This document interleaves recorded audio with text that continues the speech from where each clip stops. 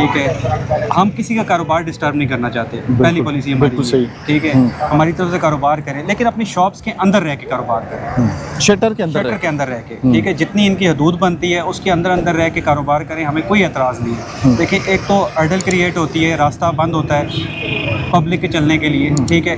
इनका ही फ़ायदा है, जैसे ही हर्डल्स के ये जितने इंक्रोचमेंट रिमूव होगी, उसके बाद फैमिलीज इनके पास आएंगी, चलने फिरने में आसानी होगी, एक अच्छा माहौल यहाँ पर बनेगा, और इन्हीं का ज़्यादा कारोबार जो है ना, इस्लामाबाद तो एक ऐसा शहर है जहाँ पर बैरून ममालिक से भी लोग आते हैं और वो देखते हैं कि यहाँ पर किस तरह की सफाई है। और इन बाज़ारों को, इन सेक्टर्स को मॉडल सेक्टर्स बनाने के लिए, इन जगहों को मॉडल बाज़ार बनाने के लिए इस वक्त CDA और इस्लामाबाद की इंतज़ामिया और दीगर जो कानून नाफिज करने वाले इदारे हैं, पुलिस भी इस वक्त साथ होती है।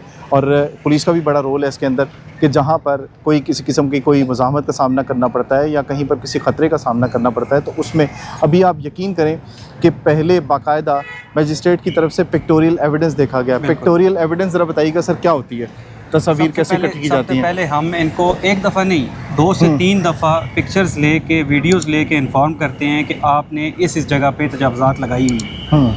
उसके बाद जब हमारी बात नहीं सुनी जाती तो फिर हम आके नेक्स्ट हमारा एक्शन ये होता है कि हम इनकी शॉप सील करते हैं, ठीक है।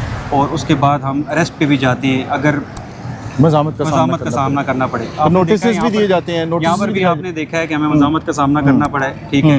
नोटिस के बावजूद नोटिस भी कई दफ़ा नोटिस भी दी जाते हैं। हर तरह से हम अपना वार्निंग पूरी करते हैं कि किसी तरह भी आप ये सुधर जाएं, कारोबार ना रुके, किसी का कारोबार ना रुके।